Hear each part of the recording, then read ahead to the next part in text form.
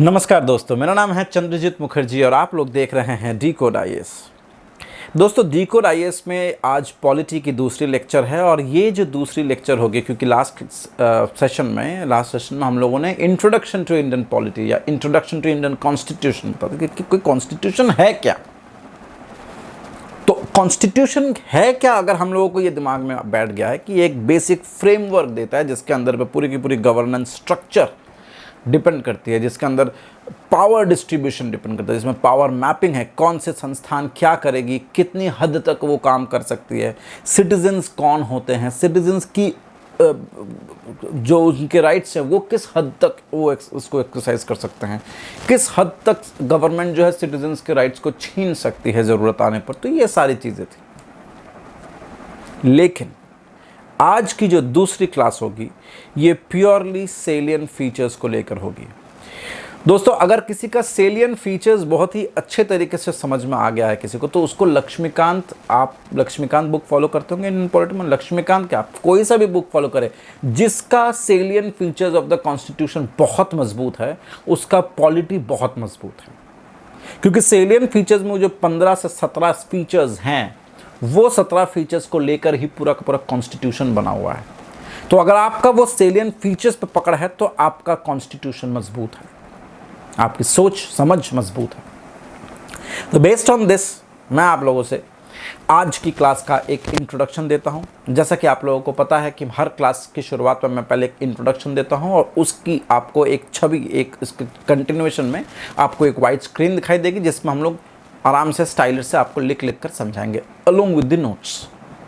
ठीक है, तो इंट्रोड्यूस करते हैं सेलियन फीचर्स में आज हम करने क्या वाले हैं। देखिए, सबसे पहली बात हम लोग पढ़ेंगे कि ये लेंथीएस्ट एक फीचर होता है, लेंथीएस्ट रिटन कॉन्स्टिट्यूशन है। दूसरी बात पढ़ेंगे ये कॉस्मोपॉलिटन इन नेचर है।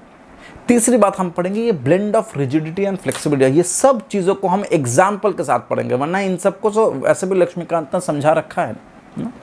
ये बहुत लेंदी है, ये लेंदी क्यों है पता है सबको, हम लोग भी डिस्कस करेंगे, लेकिन हम उसका प्रैक्टिकल एस्पेक्ट देखेंगे। दूसरी, कॉस्मोपॉलिटन अलग अलग जगह से लिया गया है, क्यों लिया गया है, उसके पीछे का मकसद क्या है, कौन कौन से देश से लिया गया है, ये एक बात हुई।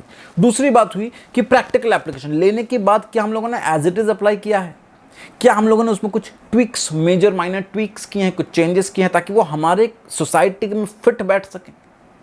और तीसरी बात यह है कि हम लोग blend of rigidity and flexibility, ये बेसिकली अमेंडमेंट को डील करता है। लेकिन क्या बात है कि अमेंडमेंट अमेरिका में इतना ही कम हुए हैं और इंडिया में 100 पार हो गया है। ठीक है, बात समझ में आ रहा है। नेक्स्ट, इसमें भी अमेंडमेंट में भी एक सेंट्रल का एक ओवर पावर है, स्टेट, मतलब सेंट्रल से ही, पार्लियामेंट से ही अमेंडमेंट इनिशिएट हो सकता है, स्टेट लेजिस्लेचर अमेंडमेंट इनिशिएट नहीं कर सकती। ऐसा क्यों है, इसके पीछे का लॉजिक क्या है, ये पढ़ेंगे। चौथी चीज हम लोग जो पढ़ेंगे वो सबसे इंपॉर्टेंट होगी फीचर्स में, और वो है हम लोग एक ट्राइपर्टाइट रिलेशनशिप को पढ़ेंगे। एक ट्राइपर्टाइट रिलेशनशिप जिसमें पार्लियामेंट्री सॉवरेनिटी एक तरफ है, जिसमें पार्लियामेंट्री सिस्टम पढ़ेंगे, उसके साथ साथ जुडिशियल सुप्रीमेसी होती है और उसी के साथ साथ इंडिपेंडेंस ऑफ जुडिशरी होती है। प्लीज इसको समझिए, बड़ा ही इंटरेस्टिंग है। जुडिशियल इंडिपेंडेंस अगर होगी तो जुडिशियल सुप्रीमेसी होगी ओवर पार्लियामेंट्री सॉवरेनिटी। ये जो स्ट्रक्चर है, ये स्ट्रक्चर आपने अगर पकड़ लिया है तो आप इसकी जो नॉन आर्बिट्ररी कैरेक्टर है कॉन्स्टिट्यूशन की, इसको आप पहचान सकते हैं। और इसको इंश्योर किस मेथड से किया गया है, इसको इस नॉन आर्बिट्ररीनेस को या इस कॉन्स्टिट्यूशनलिज्म को इंश्योर कौन करता है या किस मैकेनिज्म से, किस रूट से इसको किया जाता है, ये आपको समझ में आ जाएगा। हम लोग ऑब्वियसली कुछ एग्जाम्पल्स देंगे।